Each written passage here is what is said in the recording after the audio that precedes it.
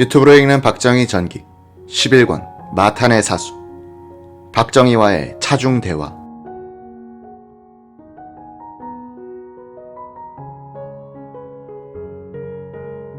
유신시대에 기자와 판사로 근무했던 50대 두 분과 대화를 나눴다. 두 사람은 유신시대의 언론과 법조계가 박 대통령의 독재 권력에 굴종했다느니 인권의 암흑시대였느니 하는 것은 한참 동떨어진 이야기다. 그런 과장은 자신의 비겁을 은폐하기 위한 핑계다 라고 말했다. 동아일보 정치부 기자로 일했던 김성익 씨는 이렇게 말했다. 그때 기자들은 매일 진실을 전하려고 싸웠다. 부장, 국장과 싸우고 정보부 직원들과 싸웠다. 아침마다 편집부에선 야이 XX야, 그러면 네가 와서 편집해 하는 고성이 들렸다. 기사를 삭제 또는 축소해달라는 정보부 직원들을 향해서 하는 말이었다. 문제성 기사를 실어주지 않는다고 기자가 부장, 국장들에게 대드는 일들이 잦았다. 언론사 사주와 국장과 기자들이 고민하면서 최선을 다해 진실을 전하려고 했었다. 정치부에선 야당 정치인들에게 더 호의적이었다. 기자들은 대통령이 지명한 유정회 의원들을 홀대했다. 김영삼, 김대중 씨가 버티고 있었기 때문에, 그리고 야당이 전투적이었기 때문에 언론이 야당에 의지하여 쓰고 싶은 정권 비판 기사를 쓸 수 있었다. 요사이 한나라당과 박근혜 대표는 민주주의 시대에 활동하면서도 권위주의 정부 시절 그때 양김보다도 더 용기가 없다. 언론이 군대와 정보부, 대통령 비판을 제대로 못했다 뿐이지 그 이외에 행정부에 대한 비판은 가혹하게 했다. 유신시대의 언론 자유가 제약된 것은 사실이지만 봉쇄됐다고 보는 것은 과장이다. 당시 기자들이 권력에 굴종했다고 말하는 사람들은 뭘 모르고 하는 소리다. 오늘 우리가 누리고 있는 언론 자유는 주어진 것이 아니라 그때 기자들이 싸워서 얻은 것이다. 한 전직 판사도 같은 말을 했다. 정보부 조정관이 법원을 출입하면서 시국 사건에 대해서 판사들에게 간섭하려고 한 것은 사실이지만 판사들이 소신을 가지고 밀고 나가면 어쩔 수 없었다. 나는 배석 판사 시절에 사형이 구형된 간첩 혐의 피고인에 대해서 징역 8년에 간첩 혐의는 무죄, 보안법 위반 혐의만 유죄를 선고해도 불이익을 당하지 않았다. 시국 사건 이외의 재판에 대해서는 정권으로부터의 압력이 없었다. 위에 두 사람의 증언을 객관적으로 뒷받침하는 자료가 있다. 미국 프리덤 하우스의 분류법에 의하면 유신 시대에도 한국의 정치적 자유는 부분적 자유 등급에 속했다는 것이다. 미국의 세계인권 감시관찰기구인 프리덤 하우스는 매년 세계 192개국의 인권 상황을 세 등급으로 나눠 발표한다. 기준은 정치적 자유와 시민적 자유의 합산이다. 평균 점수가 1에서 2.5점이면 자유, 3에서 5.5점 사이는 부분적으로 자유, 5.5에서 7점 사이는 자유롭지 못함으로 분류한다. 2003년 보고서에 따르면 34개국이 자유국가 중에서도 1등급인 1점 국가였다. 대부분이 유럽 국가와 북미 국가들이다. 우루과이, 투발루, 마셜 군도, 키리비시, 도미니카, 키프러스, 바베이도스, 호주, 산 마리노의 이름이 보인다. 자유국가들 중 2등급인 1.5점 국가로는 불가리아, 체코, 그리스, 파나마, 남아프리카, 폴란드, 헝가리 등 28개국이 여기에 포함된다. 일본과 칠레도 이 그룹이다. 한국은 자유국가 중 3등급인 2점 국가인데 보츠와나, 크로아티아, 멕시코, 몽골, 루마니아, 사모아, 대만, 이스라엘, 도미니카 공화국 등 11개국이다. 무장대치 상황 하에 있는 세 나라, 이스라엘, 대만, 한국이 같이 여기에 포함되어 있는 것이 흥미롭다. 세 나라는 선진국 문턱에 있는 나라란 점에서도 공통점이 있다. 무장대치 상황에선 인권을 제약할 수밖에 없는데 그럼에도 불구하고 자유국가로 분류되고 있다는 점에선 대단한 것이다. 북한은 이 조사가 실시되기 시작한 1972년 이후 한 번도 자유롭지 못함에서 벗어나지 못했다. 자유롭지 못한 국가들도 4등급이 있는데 북한은 최악 중에 최악인 7점 국가에서 벗어난 적이 없다. 한국은 1972년부터 1973년과 1976년부터 1977년 사이 두 번 자유롭지 못한 국가로 분류되었다. 박정희 대통령의 유신 통치기였다. 이 두 번을 뺀 박정희 전두환 통치기간 내내 한국은 부분적으로 자유로운 국가로 분류됐다. 한국은 노태우 정권이 들어선 1988년에 처음 자유로운 국가로 승격했는데 점수는 정치적 자유에서 2점, 시민적 자유에선 3점이었다. 점수는 작을수록 자유롭다는 이야기다. 김영삼 정부가 들어선 1993년부터는 자유국가 중 한 등급이 올라 2점 국가로 됐다. 박정희 전두환 정권을 비난하는 이들은 파시즘이니 전체주의니 스탈린 체제와 같다느니 하는 비교법을 쓴다. 프리덤 하우스의 통계는 이런 비난이 과장된 것이며 권위적 정부라고 표현하는 정도가 맞다는 사실을 입증하고 있는 것이다. 김정년 비서실장은 유신 시대의 정치, 공무원 사회가 깨끗해졌다고 주장한다. 정치 자금을 거두는 창구가 청와대로 단일화되었고 액수도 줄었으며 대가성이 없었다는 것이다. 제가 1972년부터 1978년 12월에 그만둘 때까지 연 20억 원 정도의 정치 자금을 모아서 대통령께 드렸습니다. 그 전에는 공화당에서 도맡아 했는데 정치가 행정에 관여하게 되어 말썽이 있었습니다. 박 대통령의 지시로 제가 일반 헌금식으로 받기 시작한 후로는 불미스러운 일이 없었습니다. 돈을 낸 분들에게는 아무런 반대급부도 없었습니다. 박 대통령 덕분에 경제 발전이 되어서 사업이 잘 되니까 예의상 얼마씩 도와달라는 것이었습니다. 이것도 대기업체 회장 20여 명에게 국한해서 부탁했습니다. 제일 큰 것이 2억 원 정도였는데 3, 4명이었고 기타는 5천만 원 또는 3천만 원, 어떤 분은 2천만 원 정도였습니다. 공화당에 매월 1억 원, 유정에 2천만, 3천만 원, 추석, 연말연시 비용으로 1억, 2억 원 정도가 필요하다고 판단돼서 박 대통령의 승인하에 그렇게 했던 것이죠. 박 대통령께서는 절대로 헌금을 직접 받으신 적이 없고 사람들을 만나지 않았습니다. 농민하고 관련된 사업을 하는 사람들로부터는 절대로 돈을 받지 않았습니다. 그것으로 좋겠습니다. 박 대통령께서는 기회가 있을 때마다 공화당의 기구 축소를 지시하셨습니다. 박 대통령이 유신을 한 가장 큰 이유 중에 하나는 정치 코스트를 줄이는 것이었다. 1971년 김대중 후보와 싸울 때 박 대통령 캠프에서 쓴 대선 자금은 약 700억 원이었다고 한다. 박 대통령은 이런 낭비와 함께 정치 논리가 행정에 강제되어 쓸데없는 사업에 예산이 낭비되는 것을 싫어했다. 아울러 정치인들이 행정 관료들의 인사에 개입하는 것도 차단했다. 한 검사 출신 변호사는 이렇게 말했다. 유신 전에는 검사 인사에 국회의원, 특히 법사위원들의 청탁이 많았습니다. 청와대 쪽에서 법사위원들에게는 한 건씩의 인사청탁 이권을 주라고 권할 지경이었습니다. 유신 이후 이런 것이 사라지니 실력 있는 검사들이 요직에 앉게 됐습니다. 박 대통령이 엘리트 행정관료들을 정치인들의 압력으로부터 보호해주니 오직 국가적 차원의 필요성, 효율성, 생산성을 기준으로 행정을 할 수 있게 됐다.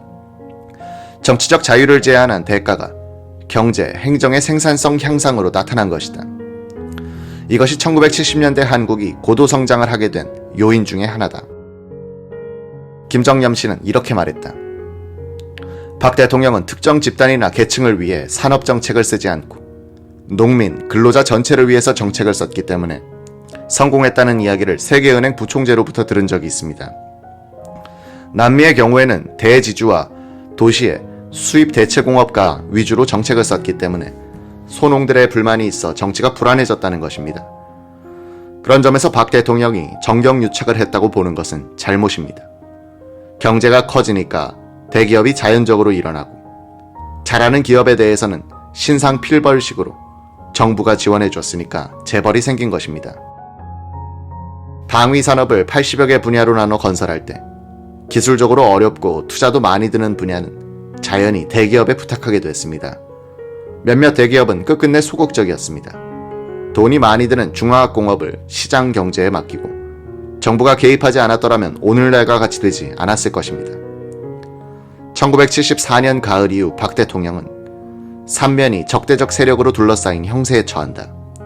북쪽엔 김일성, 국내엔 목소리가 커지는 민주화 세력, 태평양을 건너 미국에선 포드, 카터 대통령 정부와 언론이 국내 민주화 운동을 엄호하는 형국이었다. 고독감과 함께 고립감을 느끼게 된 박 대통령은 미국의 간섭에 대해서는 특히 강하게 반발했다. 1974년 10월 2일 청와대 출입기자들과의 비공개 간담회에서도 그랬다. 미국의 포드 대통령이 곧 내한할 텐데 방한 전에 구속인사를 석방한다는 설이 나도는 모양이죠. 가당치도 않은 소리입니다. 포드가 오는데 무슨 사전 조건이 필요합니까? 박 대통령은 그런 일은 국제 관례에도 없는 일이다 라고 말했다. 곧바로 미국에 대한 감정 표현이 이어졌다. 미국이 군사 원조를 가지고 우리에게 압력을 가한다는 보도가 나오는데 사실상 미국의 원조는 별것이 아닙니다. 내가 닉슨 대통령과 약속했었던 군장비 현대화 정도가 고작입니다. 작년만 하더라도 미국의 원조가 480만 달러에 불과했는데 이런 액수는 주니까 받을 뿐이지 안 줘도 지장이 없습니다. 이어서 그는 진행 중인 율곡 사업을 암시하듯이 말했다. 우리는 스스로 무기를 생산하고 필요한 것이 있다면 미국이 아닌 다른 나라에서 사들여 올 계획입니다. 그는 일본에 대해서도 직설적인 표현을 했다. 우리의 당면 과제는 김일성인데 그거야 1년이면 족하지 않겠어요. 진짜 문제는 일본입니다. 우리보다 경제가 조금 앞섰다고 해서 지금 까부는데 그럴 때마다 일본과의 경제 싸움에선 반드시 이겨야겠다는 생각이 강해지더군요. 미국과 일본의 일부 지도자들이 우리의 인권 문제에 대해 이러쿵저러쿵 하는데 심히 마땅치 않습니다. 일본의 경우 안보 파동 때 그들이 취한 좋지 않은 행동이 있었으면서도 남의 나라에 대해 간섭하는 것은 이상한 일 아닙니까? 미국도 마찬가지예요. 주 방위군을 동원해서 시위대를 향해 발포한 적도 있지 않습니까? 그런데 우리가 대체 어떻게 했다고 인권 운운해요. 이 대목에서 박 대통령의 목소리가 커졌다.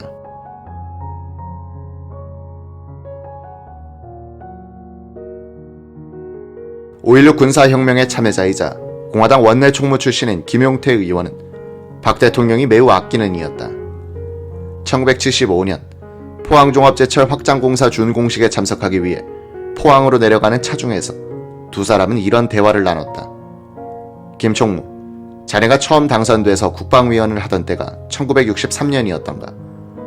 그때만 해도 보릿고개가 있던 때라 나라 살림이 어려웠기 때문에 우리 국군의 살림도 말이 아니었지. 이제는 3군 사령부까지 신설되어 우리 예산으로 운용하게 됐단 말이야.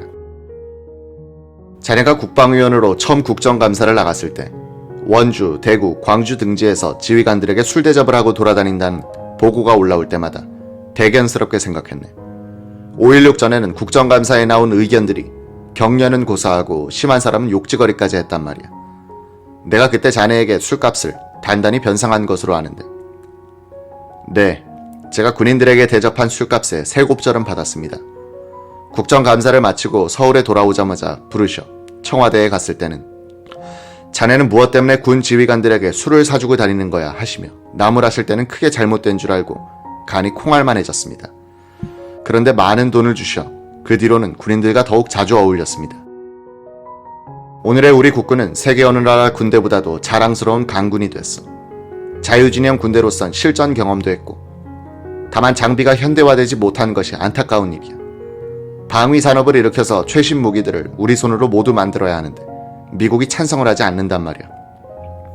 박 대통령께서는 무엇인가 깊은 생각을 하고 계시는 것 같았다.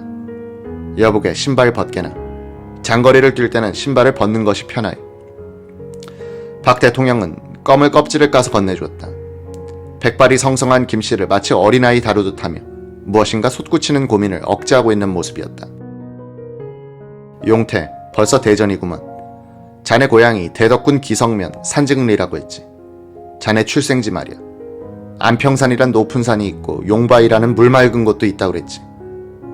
카카, 어떻게 저의 고향을 그처럼 소상히 알고 계십니까? 정치인들의 신상명세서에 고향까지 조사를 하십니까? 자네가 말해주지 않았나? 5대 대통령 선거 때 기차를 타고 호남선을 오르내릴 때 대전역을 떠나 흑성리역이던가 그곳을 지나면서 자기 입으로 고향 자랑을 해놓고서 조사는 무슨 조사? 카카, 죄송합니다. 카카의 기억력이 놀라울 뿐입니다. 대전 시내가 한눈에 들어오다가 점점 사라져갔다. 멀리 보문산이 우뚝 솟아 하늘을 떠받치고 대전을 지키고 있는 것만 같다. 자네는 5.16 혁명 후에 정치인은 결코 되지 않겠다고 했지. 민병도 씨와 조림 사업이나 하겠다고 고집부릴 때 내가 고연히 자네 앞길을 꺾어놓은 것 같아. 내가 그때 자네를 왜 그렇게 야단까지 치면서 자네 전도를 막았는지 모르겠단 말이야. 정치인이 되지 않겠다는 자네의 생각이 얼마나 정확했는지 몰라. 이렇게 말하며 차창 밖을 바라보는 박 대통령은 정치무상 무정세월을 되씹고 있는 듯 싶었다. 자동차는 어느덧 추풍령 마루턱을 달리고 있었다. 용태, 용태. 너무 달리지 말고 천천히 가 하고 말하자 앞자리에 앉아있던 정인영 경호처장이 뒤를 돌아본다. 이 사람아, 자네만 용태인 줄 아나. 저 운전기사도 김용태란 말이야. 그래서 우리는 한바탕 웃었다.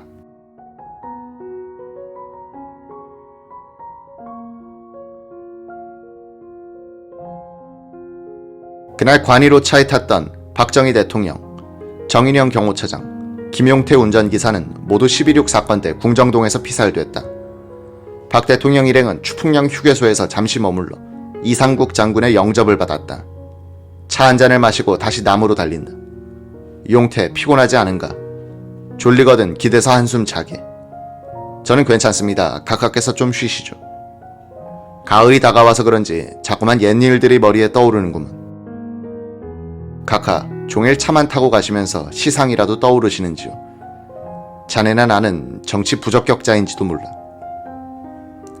자네는 경성사범이고 나는 대구사범이니까 훈장 노릇이나 할 것을. 각하, 지금의 막중한 책무를 후회하고 계시는 것입니까? 후회한다기보다 항상 자신의 운명이 타율에 의해서 가식이 될 때가 있어서. 각하, 사람은 누구나 지난 일을 후회할 때 가장 아름다운 때라고 하지 않습니까? 그럴지도 모르지. 1980년대에는 나도 대구로 내려가 훈장 노릇이나 해야겠어. 그때가 되면 누가 정권을 맡아도 나라에 기틀이 잡히지 않겠어. 한국의 정치 풍토가 개선되기에는 너무나 큰 응어리들이 있어. 초과학으로도 어렵고 도덕, 윤리로도 고치지 못할 고질병 같아. 불신과 아집, 흑백 논리와 극한 투쟁으로만 치닫고 있으니 조선 당쟁사와 무엇이 다른가? 조국을 근대화하고 새마을운동으로 가난을 없애놔도 국민 총화가 잘 되지 않는 것은 무슨 이유일까? 자네도 정치에 증오를 느끼고 있겠지. 공화당 창당 때는 서대문 형무소에 갇히기도 하고 부인은 낙태까지 당하고 국회의원이 되어서는 항명사건, 불충사건, 복지회 사건 등으로 공화당에서 쫓겨나기도 하고. 각하, 왜 하필이면 오늘따라 저의 불명예스러운 상처를 한꺼번에 털어놓으십니까? 저에게 인생 무상을 가르쳐 주시렵니까? 아니면 정치 무상을 일깨워 주시렵니까? 자동차는 경부고속도로를 빠져나와 경주를 거쳐 포항 쪽으로 달리고 있었다. 용태, 사람이란 내일을 모르고 산다고 하지 않는가? 지난 15년을 되돌아보면 난들 정치를 알아서 했나? 좀 쓸만한 인재가 나타나면 가진 수단을 동원해서 죽여야 한다느니 제거해야 한다느니 하는 보고만 올라오니 내가 어떻게 판단하고 어떻게 처리를 해야만 했겠나?